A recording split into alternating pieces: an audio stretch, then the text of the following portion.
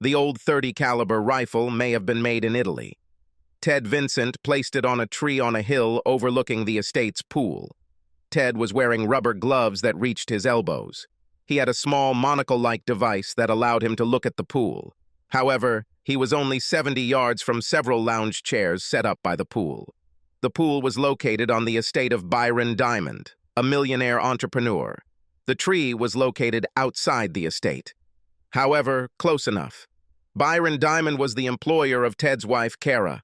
She was a beauty, with dark brown hair and a pleasant figure. She was going to spend the weekend at Diamond's estate, as she had done for the past 4 weekends. She made no secret of this, having told Ted in advance about her intentions, to have a sexual relationship with her boss. True, only on weekends when Diamond's wife, Miranda, did charity work. Ted didn't know if Diamond's wife knew about Kara Vincent's visits. There were staff at the estate, so most likely she knew. Diamond and Kara walked towards the pool.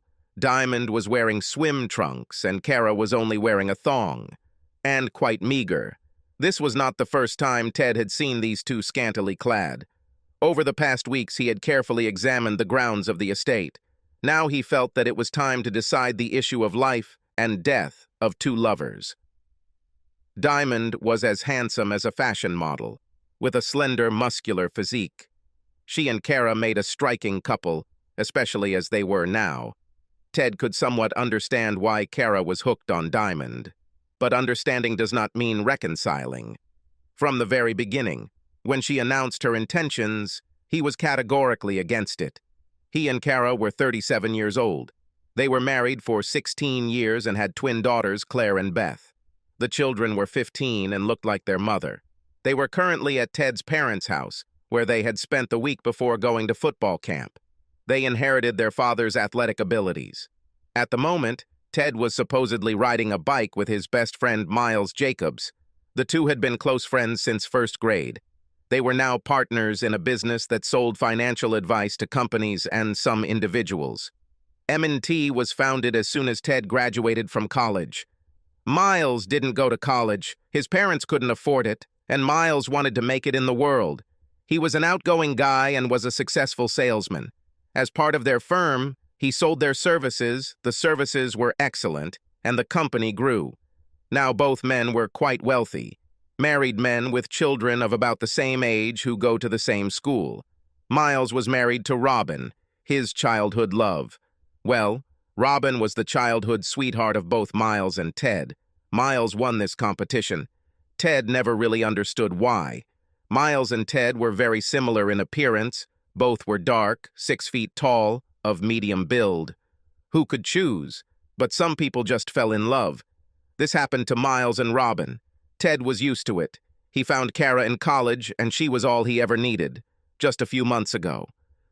Miles waited on the bike path some distance away, and Kara was about to get a big surprise. Ted saw Kara and Diamond hugging each other. The hug turned into a kiss. As soon as they broke the kiss, and Kara walked a short distance away, Diamond's chest exploded. Diamond's body pulled away from Kara. She screamed, covering her face with her hands, and fell to the ground. There was blood everywhere. She crawled to the pool and dived into it. Ted has seen enough. He climbed down from the tree and quickly ran up the hill, throwing the old rifle into the bushes along the way.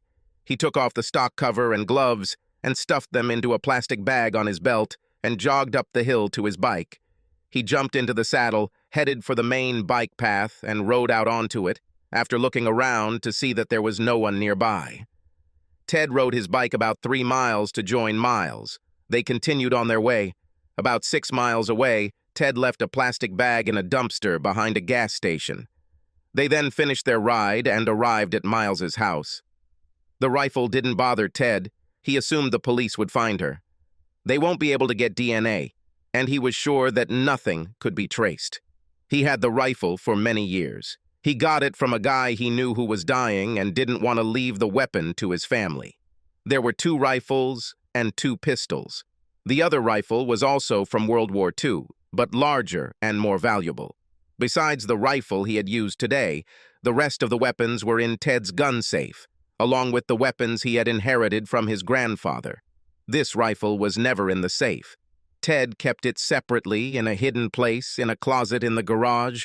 When Kara announced her intentions to have an affair with Diamond, Ted immediately thought of this rifle. Over the next week, he took her out to his country property to make sure she was shooting accurately. It needed a little work. He filed the number on the inside and was confident that the rifle was good enough for its purpose. Robin was there to greet them when they arrived at Miles's house. She expected them to return at 2 o'clock in the afternoon, and they arrived just then. She prepared a cold beer for everyone and asked, "How was the trip, guys?" Miles smiled at his wife. "That was great. The track wasn't very crowded and we had a good workout. About 4 hours or so." Robin hugged them both. She was a pleasant-looking woman their age. She had dark hair and was slightly overweight. Ted always found her attractive. They usually flirted a little, but she was Miles' woman, and all three of them knew it. The men drank beer and showered at the pool house before sitting around the pool. Robin asked, "Ted, how long do you think this thing with Kara will last?" She knew about what Kara did on the weekends. Ted told them both. They were his closest friends and the people he turned to when he was in trouble or needed calm advice. In Robin's opinion, Ted should have kicked Kara out immediately. But Miles thought differently. He suggested they wait until they could protect the company and the twins were older. But Ted already knew what he was going to do. He had no pity for guys who slept with other people's wives, especially his own. So, having developed a plan, Ted talked to Miles about it. Together, they clarified the details. Ted answered Robin's question. "I have no idea. But Robin, I hope to continue my relationship with Nora." Robin repeated, "I still think it's time for you to leave Kara." Robin and Kara have always been cool towards each other. These four did communicate, and so did their children. Miles's eldest son, George, was a year older than the twins. His youngest son, Ben, was a year younger. Both boys seemed to find the girls attractive, but the mothers were far from close. Kara had her own circle of friends from the country club. Robin had her own friends from the Democratic Party and several book clubs. However, their social gatherings generally went well. Kara was always nice and interested in Robin's hobbies. The strange thing was that both women worked in the same job for most of their married lives, administrative assistants. That ended when Kara was hired at Diamond 2 years ago. Robin was still working at her old company. As the three of them sat there, Ted was lost in thought about recent events. He wondered about his reaction and why Kara had betrayed him so much. She had been working for Diamond for 20 months, and Ted had no idea there was a problem. Their sex life, always good, did not change. Kara did not work late and did not go on business trips. She went to the club most weekends but regularly attended girls' home soccer games. Ted always attended all the twins' games. So Ted was shocked when Kara sat down next to him late one night and said, "Ted, I'm going to do something. I hope this doesn't ruin things too much. I love you." Ted instantly became wary. He was not one to react emotionally to what was happening. To most people, he seemed stoic. His parents were the complete opposite. They argued and fought like street dogs. They then had wild sexual reconciliations. Ted was an only child, and his reaction, honed over the years, was no reaction at all. That was his initial stoic reaction to Kara. He didn't say a word and stared at her. This didn't unsettle her. This has happened before. She continued, "Byron and I have developed, a crush on each other. His wife goes away every weekend, from Friday to Sunday evening. I'm going to visit him at the estate when she leaves, starting this Friday. I have no idea when this will stop. He'll probably get tired of me. But I need it, Ted." Ted didn't say anything. In fact, he was quite calm internally. This was because he knew as soon as she laid out this plan that he couldn't stop her, nor would he try to. He also knew that Diamond was as good as dead. So is their marriage. What he hasn't fully decided yet is what to do with Kara. He always loved her. She was a pretty good mother. But he knew well that she indulged her desires and cared about her status. He saw it, but didn't pay enough attention to it. Now these negative qualities have reached their apogee. This was unexpected, and not even in her character. He was considering a decision regarding Kara, and almost immediately remembered the riffle in the garage closet. Kara was startled when Ted smiled after about a minute. He had this reaction when he thought about the rifle. Kara was not only amazed, but also unsettled by his smile. It wasn't a fake smile. She didn't expect this. She said with some heat, "Do you think there's something funny here?" He smiled at her. Not at all. But that smile. She felt a shiver from that smile. Ted stood up and asked, "Have you already had sex?" Kara paused. "No. Well, a few kisses. That's all for now. I will sleep in the guest house. Let me know when you're done with the rich boy. Then we'll see what's left." As he spoke, Ted walked up the stairs to pack his things for the night. Kara was sitting in the living room. She was unhappy with this turn of events. However, it was something she wanted to do, and she intended to do it. However, she felt lonely, left alone in bed. It was Wednesday, only one more night. She was so looking forward to her weekend with Byron. She longed for him. He was younger. He was 30. He was rich and educated. And he was well built. She realized this after seeing him working out in the office gym without a shirt. Her idea was to get enough of him while his wife was away for the weekend. She understood that this situation would continue for another couple of months. Then, depending on how they get along, perhaps they will make some kind of permanent agreement. Maybe so, maybe not. She loved Ted. She loved the way he had her. She loved the way he treated their daughters well. She liked that he gave her a good life. But for a while, she was restless and very attracted to her boss. She wanted it, and she was going to get it. She was sure that she and Ted would work it out somehow. Ted had a lot to think about, as he had barely slept Wednesday night. The twins were going to stay with friends for the whole weekend. He'll do some reconnaissance and check the weapons. Maybe he can take a little break. On Thursday, he went to his usual cafe for lunch. A nice young woman, Nora Hansen, dined there sometimes. Sometimes he and Nora had lunch together. Nora was about 25 or so, with a nice athletic figure and dark hair. Something about Nora reminded Ted of Robin. Something about her appearance and her behavior. Ted and Nora had been flirting a little for a few weeks. However, until Kara announced her intention to cheat, Ted had absolutely no intention of pursuing Nora. So what about now? Nora was there that Thursday. She was just sitting down when he entered. He ordered a ham sandwich and sat down next to her in the booth. It was somehow different. He usually sat opposite her. Nora was not a fool and was used to guys hitting on her. She couldn't help but notice it. She felt that she was pleased that Ted sat next to her. She had been saving a place for him for 2 weeks. But until now, he either did not understand or did not want to take the hint. She knew Ted was married, and yet he was a temptation. Nora turned to him and gave him a killer smile. "Something has changed, huh?"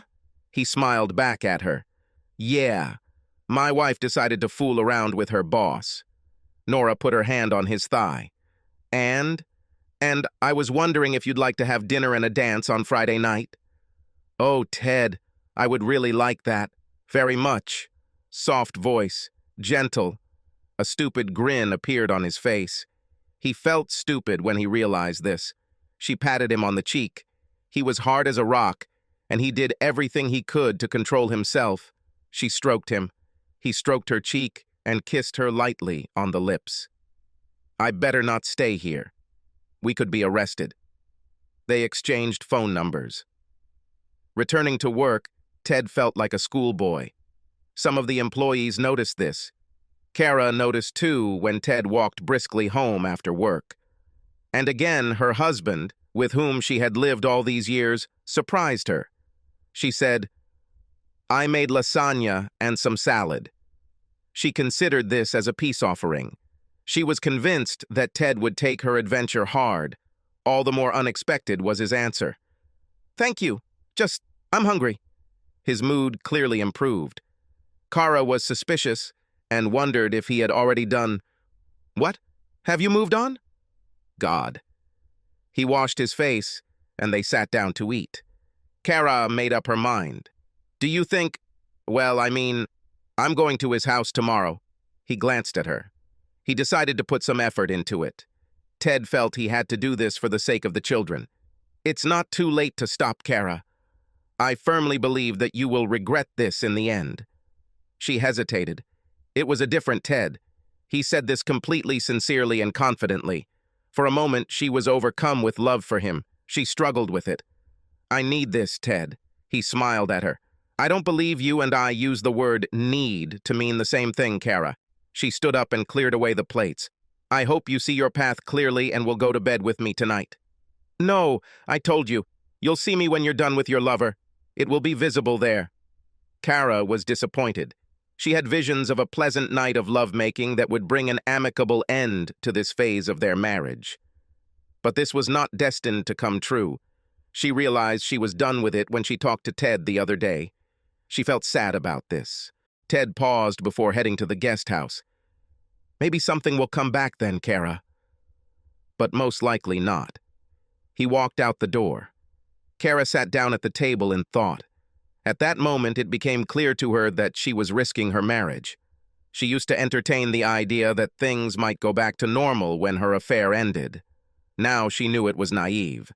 If she continues to date Byron, it is likely that her life will subsequently change dramatically, and there was no real way to predict what form it would take. She had almost decided to give up on the affair when the thought struck her that even if she gave it up, Ted might never feel the same way about her. Yes, now he will never see her the same. She decided to go ahead. Friday evening. Kara was packing her bag when she left for work on Friday morning. Everything you need, plus a new, tight-fitting nightgown. She became nervous when she saw Byron at work, but he smiled broadly at her and kissed her in his office. No doubts or hesitations? Your husband? Doubts. I really had them. But I want you so much. She stuck out her tongue and licked her lips. Byron was delighted. They left work in different cars. Employees at work were not supposed to know about the weekend plans. Kara arrived at the estate at 6 in the evening. She parked, Byron opened the door and invited her into his luxurious home. When the door closed, he pulled her into his arms and kissed her. She disappeared into him. She was so excited. They headed towards the stairs. Byron picked her up and tried to carry her up the stairs. But he had to lower it halfway. She realized that Byron is not as strong as Ted. She hurried upstairs and headed to the master bedroom. The bed was made and everything was ready. Byron pulled her into his arms again. They kissed. Kara quickly took off her dress. She wasn't wearing any stockings, so she was only wearing a bra and panties. In front of Byron, she took off her bra and then her panties. He was licking his lips, literally. And here she is, naked, with a new man, for the first time since she got married. It was so exciting. Byron had no shirt or shoes. Kara knelt down in front of him and unbuttoned her trousers. She then pulled down his boxers and looked at her new prize. She thought it was beautiful. After they got busy-willed animals a sex. He rolled off her and they clung to each other.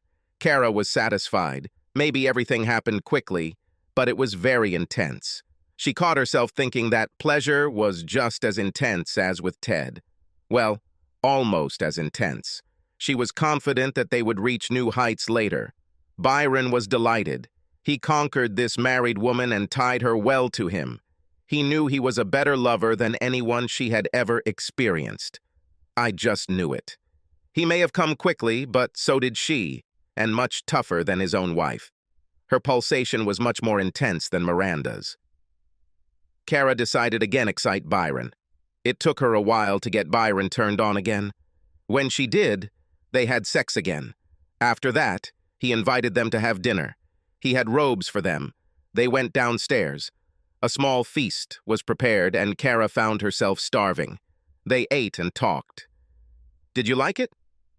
Byron was unoriginal. Kara nodded. Certainly. And you? The very best. Kara sang, Simply the best, better than everyone else. Byron didn't know this song. He looked puzzled. Kara and Ted often sang it to each other. She felt a little ashamed that she had used it with Byron. After dinner, they went back upstairs and watched a romantic movie in the bedroom. Byron wanted more sex, but Kara wanted to watch the movie to the end. Then they did it again, missionary style. Kara was impressed that Byron was able to do it 3 times like that. However, the 3rd time made a slightly less impression on her. Ted picked Nora up from her apartment driving his classic MGB convertible. This was his hobby, one of them. Nora was delighted with the trip and with Ted. He looked great in his blue suit, and Ted was delighted with her spectacular dark red dress with a plunging neckline. He took her to the Willington Hotel, where there was a good restaurant. They had a wonderful dinner and then went to the dance floor nearby. Ted was athletic and always a good dancer. One of the reasons he liked Kara was that she was also gifted in that sense. So is Nora. Nora was light on her feet and oh so sensual when she moved. Ted was completely fascinated by her. More and more she reminded him of Robin, only younger and a better dancer. They danced until, at some point, they both suddenly wanted to find another place. Nora got into the car and looked at him. "Take me to your home." "Yes, take me to your place." Ted controlled himself during the trip and drove very carefully. 15 minutes later, he opened the front door and let Nora in. They were unable to get out of the living room. Nora quickly undressed, and Ted returned the favor. Then they stood up, staring at each other. Nora was the first to attack Ted and throw him onto the sofa. There she went to her affairs, and they started with such intensity and zeal as never before. In the morning, they woke up to sunlight. They took a shower together.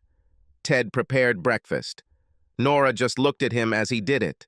She was in love and knew it. She didn't trust it, but she felt it. Then she said it to him as he served eggs and toast. "I'm in love with you, Ted. I just have to say it."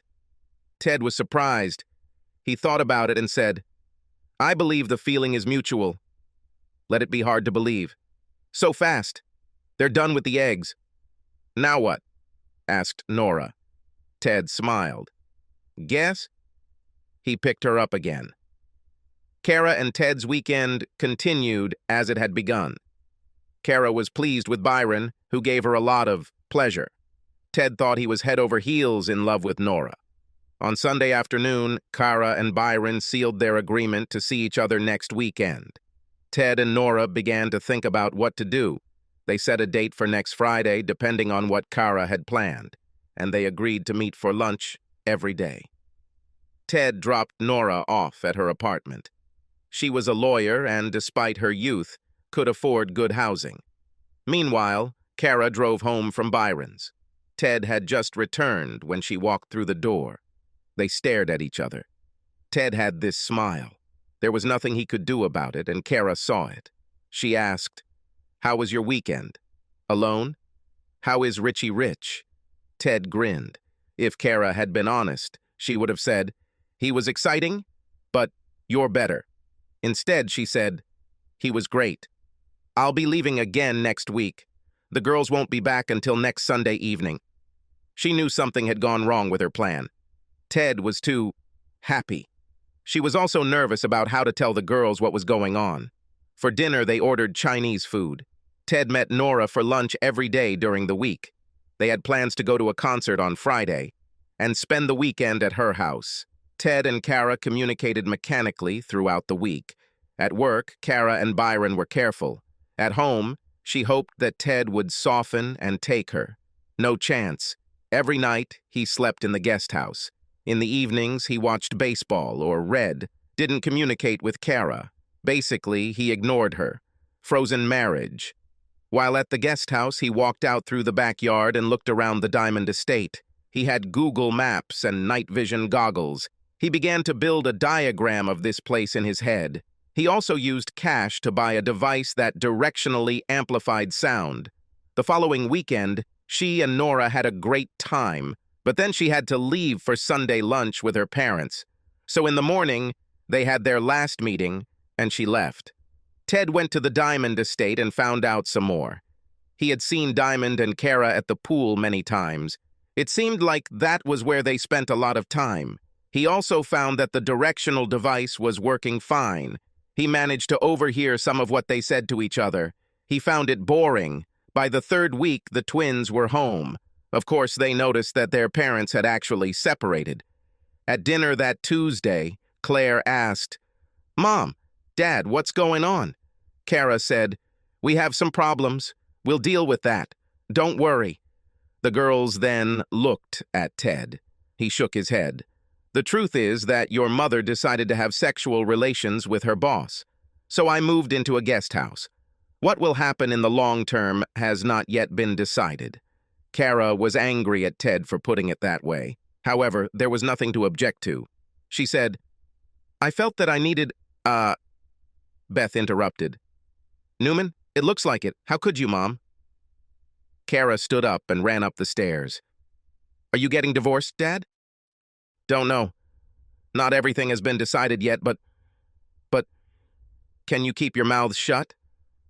The girls answered in unison, "Yes." "Do you promise?" "Yes. I have a new friend. I'll introduce you this weekend when Mom goes to her new boyfriend." The twins were smart. Claire said, "You mean you have someone you want us to meet? So this must be very serious, right?" "Maybe. Until Mom left, I never would have met Nora. But Mom went. Then I did it too. And, who knows who will win with whom in the end?" Beth grinned. Claire asked, "How did you manage to work so quickly, Dad?" "This doesn't sound like you." "I kind of knew Nora from lunches. Maybe I felt insecure or like I didn't measure up. And it seemed to me that Nora would like to go on a date with me. She really wanted this, so..." The girls fell into silence, a thoughtful and not very comfortable silence. Ted let them think. Finally, he asked, "Anything else at the moment?" Claire asked, When will we meet her?" "I'll organize something for this weekend. You have a game on Saturday afternoon, right?" "Yes. Maybe Nora and I will come." "This is a serious story, Dad. You are not ashamed to appear with her, even to the parents of our friends." Ted was not surprised that the girls turned out to be so neat and smart. He really believed that they could figure this out. "Nothing is set in stone now. I like this woman, and your mother ruined our marriage. But the situation is unpredictable. They left everything as is. Kara never came downstairs. On Friday, Kara returned to Diamond's estate. She had a pleasant weekend, but sometimes she got bored. Byron's sexual repertoire was more limited than Ted's. Kara tried to introduce him to something new, but he was not so receptive. Byron could do this, at best, 3 times a day-night, and he was quick and didn't like hugs. This left a lot of time when they weren't having sex. Since their affair was supposed to be secret, they could not go out. So they stayed at the estate. It was big enough for hiking, and they had a pool. They spent a lot of time there. That same weekend, Ted took Nora dancing again. This time they went to a local club. One of her friends was there, Laura Blake. Laura and Ted were introduced to each other. In reality, Ted had no intention of keeping his relationship with Nora a secret. They danced amazingly again, then came home to Nora. Ted left at 1 o'clock in the morning. The twins were already waiting for him. A wide smile appeared on Ted's face when he saw them in the living room. "You girls have a game tomorrow. You should get some sleep." Beth said, "We were waiting for you." Claire added, "I see you have a big smile. I bet you..." Ted interrupted, "Never mind. Go to sleep. Game at 10. Nora will come with us." Nora arrived at 8:30. She was nervous. Ted was nervous. The twins were nervous and insecure. When Ted opened the door and let Nora in, there was a long pause where no one said a word. Nora looked great. Finally, Ted said, "Nora, this is Claire, and this is Beth." Nora smiled. "Hello. I think it's a little awkward, but maybe we have something in common. I played football in college, on the attack." "Where?" Beth asked. Nora said, "Notre Dame." Ted was stunned and the girls were impressed. Beth was a troublemaker and had a soccer ball in her hands. She tossed it to Nora. Nora somehow picked it up with her right foot and threw it back at Beth with her knee, who caught the ball. Nora smiled. Beth and Claire smiled too. Ted said, then let's go. The girls were good at football. Usually, they united in the center of the field. The two of them tried to control the course of the game. Ted and Nora watched. Well, Ted was watching. Nora could hardly restrain herself and jumped up and down on the seat. If the other parents didn't see her before the game, they saw her when the game started. It was a tense and exciting match. The other team showed its best side and took a 2-goal lead, but the home team fought back and equalized just 2 minutes before the end. The opposing coach made a substitution. Beth stood next to Nora. Nora called her and said, "They will try to pass by your side. Cut through and leave." Beth looked at Nora and nodded. Nora's analysis was accurate. Beth intercepted the pass and headed towards the goal at speed. Ted jumped, but Nora didn't. Nora just watched. Role reversal. Beth approached the box and saw that the other striker on the right was offside by a yard. So she feinted left, lured the goalie out, and then kicked the ball into the net. The game ended immediately after this score. Ted and the girls celebrated with other parents. Nora took a step back. When the jumping died down, Beth approached Nora and asked, "How did you know?" Nora laughed. "I watch the game. I see the game when I watch." She patted Beth's hand. 3 or 4 other parents noticed the whole interaction. Joan Drake asked Ted, "Is she the twins' coach?" Ted said, "No, she's my friend, but she played this game." Girls' coach Lena Holmes said, "Well, of course. I remember her. She played for Notre Dame, on the attack." Ted called Nora over and introduced him to everyone present. Nobody asked any awkward questions. In the car on the way home, Claire said, "Dad, you can guess what they're all wondering." Ted laughed. Let them. The 4 of them stopped for pizza. Then Ted and Nora went to her house for about 3 hours. They returned with Chinese dinner. Ted was a little worried about the food selection. After dinner, there was another long conversation about football. Beth Googled Nora and learned about her college career. Nora studied there for 3 years. Around 9 o'clock in the evening, there was an awkward silence. Then Ted said, "Girls, Nora and I are heading to the guest house." Beth said, "Be quiet, please." Nora laughed. "I promise to do my best to do this." After Nora and Ted left, the girls discussed it all. They really liked Nora, and they could see how much their father liked her. They felt like the family life they knew was over. It was an abrupt transition. Claire said, "It's not Daddy's fault, is it?" Mom left to study sex with this idiot. I really hate her for this." "Me too. I can only guess that how could she just do that?" "Selfishness, that's all. We have to accept change, Claire. Maybe things won't be so bad. I like Nora. Dad likes her too. But they haven't known each other for long, right? So, we don't know. Maybe Mom and Dad will make peace." "Maybe," Beth said dryly. They went upstairs and watched the video. Then they fell asleep. Ted and Nora had a wonderful time again. In the morning, they prepared breakfast for 4. Nora set up an impromptu soccer lesson for the twins in the backyard. Then she had to visit her mom and dad. Ted and the twins had a long discussion about how to proceed. Ted tried to reassure them about their mother. He also assured them that even if there was a divorce, they would remain here in the house. He also told them that they would still have a lot of contact with both parents if they separated. They actually discussed how the girls should react to Kara. Ted tried to get them to at least be polite. Then Kara appeared at the door. Another awkward moment with everyone staring at her. Kara then said, "I want you girls to know that I love you. And I love Dad too. This is true." Beth calmly replied, "Mom, that's what you say. But what you're doing says otherwise. I can't explain all this to you.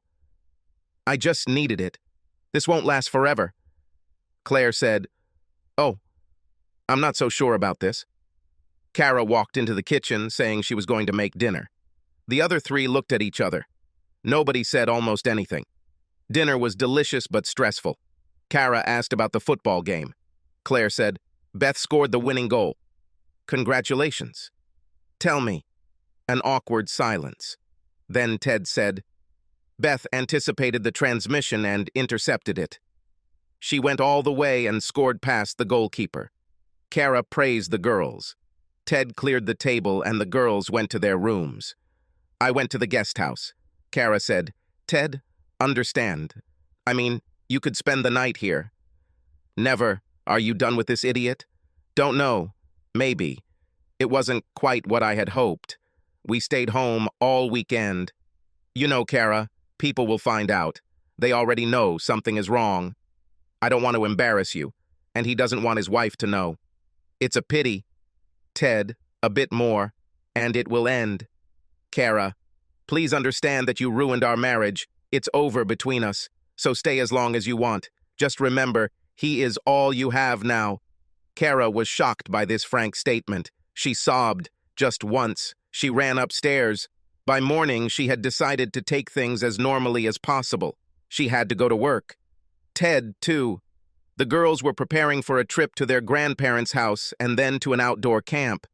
Ted had lunch with Nora and explained what happened after she left. He then went home to help the twins pack their things. Kara's plans for the day were disrupted when her friend Joan called. Kara, who was that nice young woman who came to the football game with Ted? Kara paused. Which young woman? Ooh, understand. She is a former football player. Very pretty. We were all wondering where you were. Damn it. Calm down, Kara. She and Ted didn't... There weren't any obvious signs, you know. Oh, no? Well, they didn't tell me anything about her. What is her name? Nora. Kara, where have you been? I heard something I can't believe. Like what, Joan? Like the fact that you left Ted for your boss. Not true. I didn't leave him. Well, Jane Bright has a cousin at the club who works for Mr. Diamond in his house. The cousin said that on weekends when his wife is away, he has a woman there. Crap. So, it's you. God, Kara. God. This shouldn't last too long, Joan. Only at weekends. You're stupid. Ted already has another woman. And guess what? I don't blame him. She's younger and sexier. Your daughters seem to be already familiar with it. You screwed up royally. Kara was truly shocked. That evening, he and Ted dropped the girls off at his parents' house. The ride home was silent, but when they entered the house, Kara attacked Ted and slapped him. He stepped back. What the hell? You replaced me, you bastard? You're complaining. What did you expect? You must have made preparations for my departure. How long have you been making fun of me? I only knew her from the cafe. We didn't even kiss until you went crazy with your boss. So, fuck you, bitch. Kara rushed away. Ted went to the guest house. He then walked out the back door, wearing dark clothes. He found a good place to observe Diamond, a tree. That night he intended to test a sound amplification device. He set it up and waited until he saw Diamond and his wife on the deck overlooking the pool. They sat and drank wine. As he joined their discussion, he heard Diamond say, "And it won't last long. You have your boy toy." Miranda replied, "Only because you started it. This is something like the fourth or fifth available girl." Diamond said, "I support your style, Mira. Don't ruin it." "Why are they always married? Do their husbands know?" "Yes. I force them to tell their husbands about it. I like it better this way. When we have social events at our company, I smile at all the idiots. Someday, boy, you will cross the road for the wrong person." "Nope." "What will they do?" "They may divorce their wife, but they all have children. So they don't do it. They just accept it. So what if they end up getting divorced? It's a pity. You're one of the biggest assholes in the world, ugh, a real jerk. But I'm good in bed, right?" Miranda laughed. "What do you think? My Deshaun is better." "Ha!" "Bullshit," Diamond laughed. From that moment on, the conversation reached a dead end. Ted got down and walked away. Until this moment, Ted had thought that dealing with Diamond was not only unnecessary, but also risky. It seemed to him that there was no need. After all, Now he had Nora. Kara and her stupid antics made it possible. Maybe, he thought, he should thank Diamond. But the conversation he had just overheard again aroused his burning anger. The next day, he walked into Miles's office and they talked. Nora spent the weekend with Ted and the girls. The couple slept in the guest house, but otherwise interacted with the twins, almost like a family. After Saturday's game, there were more football lessons. Saturday night, Ted and Nora had a fantastic time in bed as usual. As they lay in bed, Nora asked, "What happens next, Ted? I mean, maybe it's weird to ask this, but are we exclusive?" Ted laughed. "You mean, do I sleep with my wife on the side?" Nora giggled. "Yes. I am absolutely not going to do this. I'm a one-woman man. You can be that woman if you want." "I feel like I'm ruining my marriage. You two have been together for so long." "Not you. Once Kara went to her boss, I was done with her. After a few hours, very quickly in fact, I felt it freeing. And I benefited. I'm happy with it." The next morning they had another fun run and then went to prepare breakfast. Nora went to her parents' house a little early to help her mother with an unusual cake. Ted told the girls he was going for a bike ride with Miles. He'll see them later. He hugged each one tightly and left. Earlier this week, Ted had prepared the rifle and left it by the tree, loaded and wrapped. As he hid his bike and headed there, he half hoped someone would take her. But everything was in place. He had serious doubts even when he was backed into a corner. But he kept remembering the conversation this asshole had with his wife Miranda. And then he saw his almost naked wife kissing a guy. He thought, screw this. It's time to end this crap. As Ted and Miles sat drinking beer after the bike ride, Robin ran out of the house. "I saw it on TV. Diamond was shot. He is dead. Diamond is dead." Ted quickly stood up. "What about Kara? They said that a woman was present, but she was not injured." Miles exclaimed, "Oh my God!" He took out his phone and turned on the news feed. Miles kept Ted's cell phone with him the entire trip. It was in his belt bag. He waited until Robin looked at his phone before handing Ted the phone. But Robin saw it. She didn't think much of it at the time. Ted tried to call Kara. No answer. He said, "I better go home. Maybe someone called." He left on a bicycle. When he returned home, the landline phone was ringing. "Hello? Is this Ted Vincent?" "Yes. This is Detective Harvey from APD. There was shooting, but your wife was not injured." "You're talking about Diamond. My friend told me. What's happened?" "I can't comment on this. Mr. Diamond is dead. Your wife is here at the station. She is completely shocked. Can you come get her?" "Certainly. Where?" "Main office. 3rd floor. Please contact the front desk." Ted put on shorts and a t-shirt over his cycling gear. He had a wallet and phone in his fanny pack. He took the car keys and drove off. He had no idea what to expect. He was invited to a conversation. He was told that he could see Kara after everything was completed. Detective Harvey was an older white guy who looked fit, although he had gray hair. He had a partner, Stella Blaine. She was an attractive brunette, large and tall. Ted sat with them in a small room and answered all their questions. They asked how his day was, and he told them about it, the bike ride and all. They then asked if he knew Kara was involved with Diamond. "Yes." How did you feel about this?" It was Harvey. "I did not like it, but I moved on." "What does it mean?" "I have another interest. Another woman." "Oh, so you have an open marriage?" No. As she announced that she was doing it, that's how I reacted." "Do you have a weapon?" "Yes, I have a gun safe." "We'll have to look into it." "Fine. Well, let's go home together." The police found out many details about the bike ride, addresses, and who else Ted was meeting with. Then they left him in a small room for a while. The door was locked. Ted just sat there looking at his phone. About 15 minutes later, Harvey returned and asked if they could look at the phone. Ted said, "I have something on my phone about work that I don't want to make public." "Nothing illegal." "We could get a warrant." He decided to just let them take the phone. He was told it would take 30 minutes. Then they took him to Kara. She was wearing a t-shirt and jeans, not hers. She looked scared. Ted said, "Kara, are you okay?" "No. God, he got shot. I was right there. There was blood everywhere." "I'm sorry, Kara. Once they're done with my phone, I can take you home." "Okay, Ted." Pause. "Ted, I regret all of this, but we can talk on the way home." He hugged her. Soon the detective brought the phone and the couple left the station. When they were in the car, Kara asked, "Ted, did you shoot him?" "No. Maybe I don't regret that he was killed. But I didn't do that." Kara stared at him. "I know you. You could, but you found the right girl, so I just didn't do it."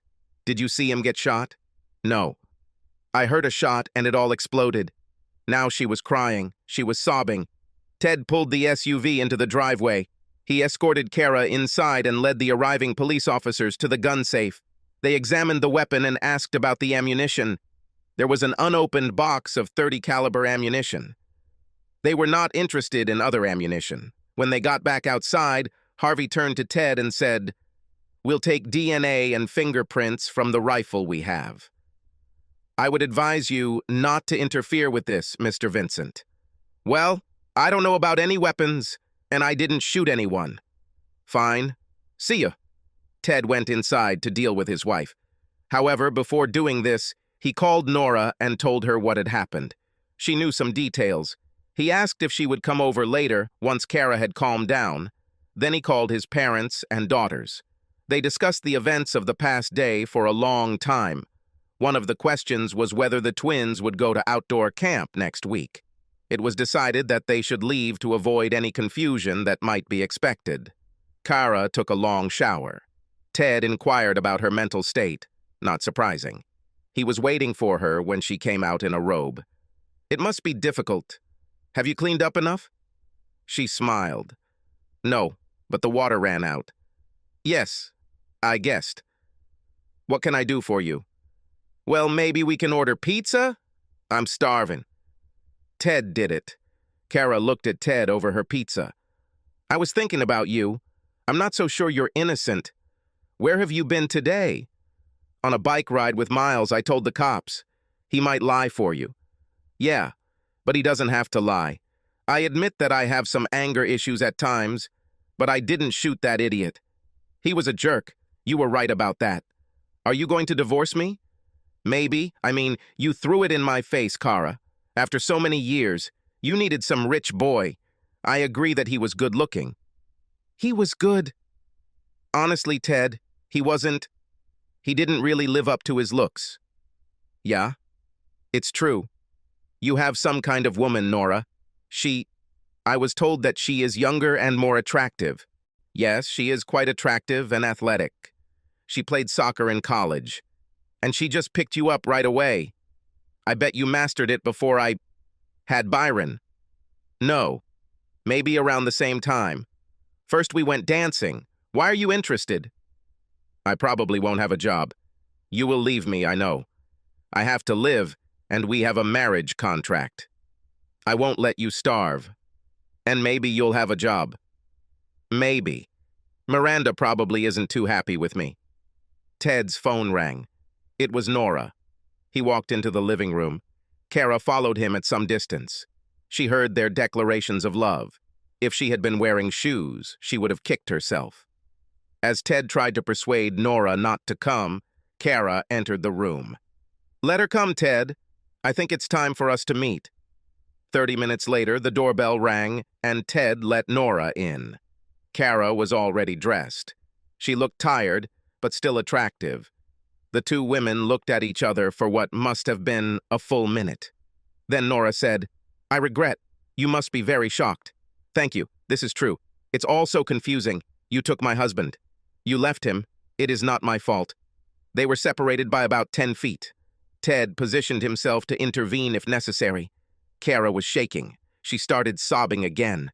Nora stepped towards her and hugged her. Kara cried on Nora's shoulder. Ted was amazed. Nora sat Kara down on the couch, maintaining contact. There was room for Ted, too, and he sat down next to Kara and hugged her, too. Kara sobbed, gasping for air. She sobbed, "Such a fool. Sorry. Such a fool." Kara's crying subsided. She stood up a little and asked Ted, "Do you think the hot water is ready?" "Maybe." She got up to take another shower. After she emptied the tank again, Ted gave her a pill, and she fell asleep on their bed. Ted and Nora went to the guest bedroom. They didn't want to leave Kara alone in the house. They watched the news at 10. Diamond's murder was widely reported. As it turned out, Diamond had many affairs with married women who mostly worked for him in one way or another. So Ted was far from the only suspect. Later on CNN, it turned out that some people also had business reasons for eliminating Diamond. And finally, there were suggestions on the internet that Diamond's wife could be involved in this.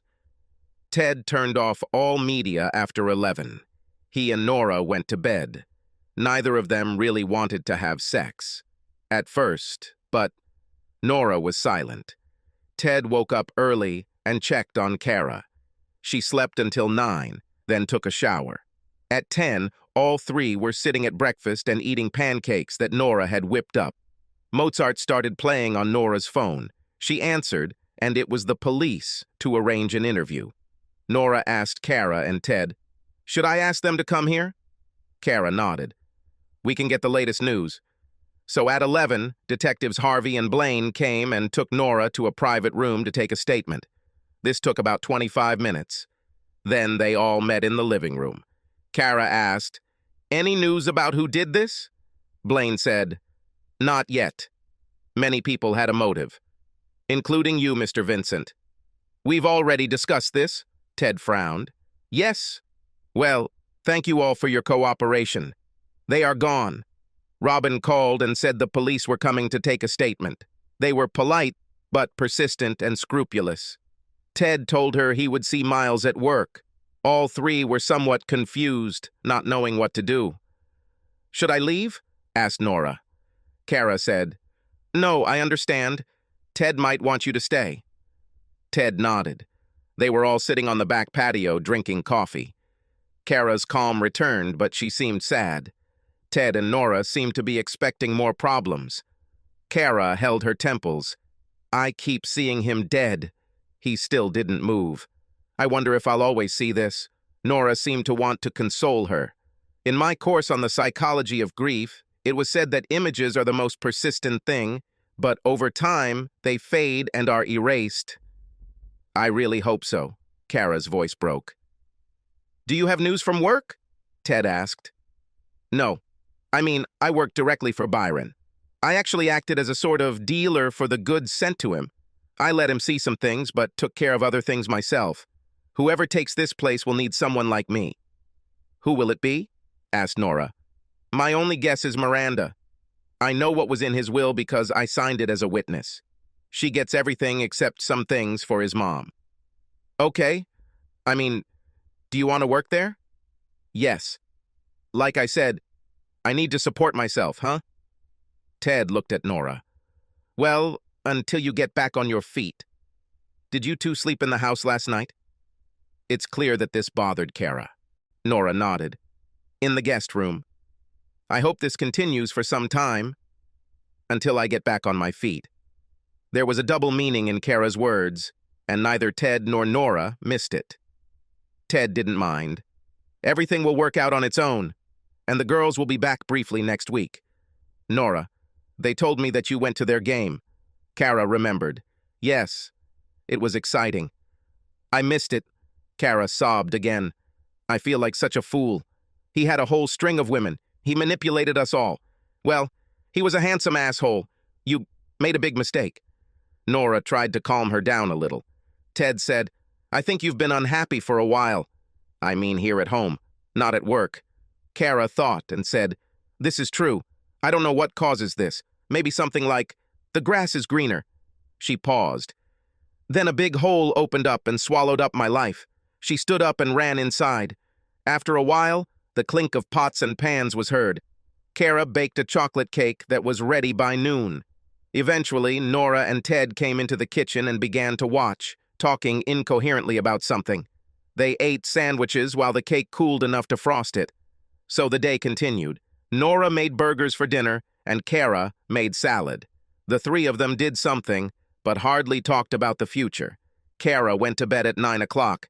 Twice she woke up from nightmares, once screaming. Ted came in and calmed her down. The next morning, Tuesday, Nora had to go to work. Ted also wanted to go to the office, but he was worried about Kara. While he was thinking, Kara's phone rang. It was Miranda. Kara put her phone on speaker. "Will you come to work today?" "I have a job." "Yes, I understand that the situation is not easy, but something has to be done, and you can't be replaced right away. So, despite your stupidity about Byron, I need your job." Kara looked at Ted. He nodded. "I can be there in an hour." "Fine. Come to the house. Walk behind so you don't get caught." Kara met Miranda in the office on the second floor. Miranda extended her hand for a handshake, and Kara accepted it. Miranda began, "I'm curious, before we get down to business, why Byron was able to get his hands on you. I saw your husband. Did he disappoint you?" "Oh, no. But Byron looked so good." "Yes, but that was not the case. Not that good, actually. I have already begun to understand this. Not bad, but no more. Best case scenario. He had a tendency to fade. Perhaps you and he have not reached this stage yet." "Maybe." "Well, let's get started." The two of them worked all day, bringing Miranda up to date. They also considered how to get rid of Byron, but the body has not yet been returned. At 6 in the evening, Miranda looked up from her work and asked, "Can you stay for dinner? We still have a lot to do." "Certainly. I have Ted and his girlfriend at home." "That's what I heard. She's pretty?" "Yes, and young. He fucked her the first night I left." "So they are really connected?" "Looks like it. My girls like it too." Miranda looked at Kara and smiled. "Well, if you need some relief, I can lend you one of my boy toys. They know how to satisfy a woman." Kara blushed. "Miranda, thank you, but I'm not ready yet. Just let me know. You know, now that we women are running the company, maybe the guys will have to make room. Is there anything you need? Well, if it comes to that, a toy boy will do. I don't want to destroy any family." "You're too cute, Kara." They ate and Kara went home at 9:30. Miranda gave her a significant raise. Ted and Nora were interested to see how Kara was doing at work, given the complexity of the situation. Kara described her day and the work she had to do, and she told them about her promotion. "So, I won't be a burden. Looks like I can support myself." It sounded pretty bleak. Ted said, I... Kara interrupted. "You know, Miranda offered me a boy toy to use if I needed it." I refused. For now. Nora gasped. "Really? How do they look?" Ted was a little annoyed by this, but said nothing. "I don't know. I didn't even know Miranda had them." For the next 6 weeks, Kara worked for Miranda 6 days a week, either in the office or at her home. The work was moving forward. Ted started getting divorced about 2 weeks later. This came as no surprise to Kara or the twins. Miranda hired Kara a lawyer, but the details were easy to work out. The parties agreed and signed a few weeks later. The twins stayed in the house with Ted and Nora. Kara doesn't mind that much. She gradually moved towards peaceful coexistence with her daughters. They often spent their days off with her. Ted and Nora returned to the main house. Nora gave up her apartment. Essentially, she took on the role of mother to the girls. The situation became more and more comfortable. One night, Nora and Ted, having completed another pleasant session of sex, snuggled up to each other. "Nora, do you want to get married?" Nora tensed. She looked at him. "Yes." They kissed. Nora said, "I want children, too." She looked at Ted with some trepidation. He hugged Nora. Re-dipping into diaper changing?" "Okay." They kissed again. They got married 6 months later. 2 months later, Nora became pregnant. Meanwhile, the police investigation into the sensational murder of a millionaire has reached a dead end. Gradually, the crime disappeared from public view. From time to time, some journalists raised this topic, and it faded again. Authorities spent a lot of time checking the alibis of everyone they thought had a motive, including the 6 husbands. They got nowhere. Some had no alibis, or weak ones. But the police did not have the results of an examination of the prints on the rifle, and indeed, no concrete evidence. And there were no witnesses, despite numerous public appeals to people who may have been on a side trail near the shooting site. The police checked Miranda. She was with 2 young men several miles from the shooting scene. They checked to see if she had ordered the hit. Even though the shooting did not appear to be professionally executed, nothing was found, perhaps because there was nothing to look for. Their attention to Ted quickly faded. Miles had a very convincing alibi. Traveling salesman. In the end, the matter went into dormant mode, slightly reminding itself from time to time. Soon, Kara became absolutely indispensable to Miranda and the company. She was smart, passionate, and knew more about operations than anyone else, with the possible exception of the late Byron. One Saturday afternoon, Miranda and Kara were getting ready to go out. Kara had a room in this house. She went upstairs to take a shower. Until now, she had never gone to the pool. Miranda had no problems with the pool. It bothered her that Kara had a problem with it. So that Saturday, Miranda found Kara drying herself with a towel after her shower. She tossed Kara a robe. "Come with me!" Kara was confused, but Miranda was the boss. She followed her. Miranda walked to the door that led outside to the pool. Kara stopped. Miranda said harshly, "I have a treat for you, but you have to go outside to get it." Kara hesitated. But then she thought, maybe it's time. She stepped inside. There were 2 sun loungers by the pool. Miranda walked past them. Kara followed her. There were 2 young men there. Both were naked. Both were beautiful and hung. One was black, the other was white, but well tanned. Kara was stunned. Miranda said, "You haven't slept since the shooting happened. This is Damon, and this is Chad. You have a choice, but you must choose one." Kara stood there, looking at the men. She got excited, opened her robe and threw it on the floor, slowly walked towards Damon, staring at him. "Hello, Damon. My name is Kara." Damon smiled. "Nice to meet you, Kara." Kara and Damon put on quite a show for Miranda and Chad, who were just watching. Miranda and Chad gave them a round of applause. And that's how Kara's fear of the pool was overcome. Kara's life has changed dramatically, but not in a bad way. She had her choice of boy toys, and she had a job that she loved. She spent Sundays with her daughters and sometimes with Ted and Nora. When Nora gave birth to little Bryce, Kara was thrilled but a little jealous. Ted and Nora were very happy, too. One day, when the women were alone, Nora asked Kara about her sex life, and Kara told her, clearly. Nora's sex with Ted was exciting that night.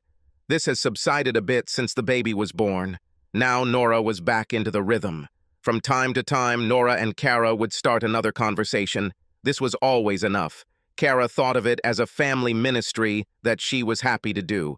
Some compensation to Ted for her blunder. Soon baby Nicky appeared. As they say, all's well that ends well. One evening, after all, the children had gone to bed.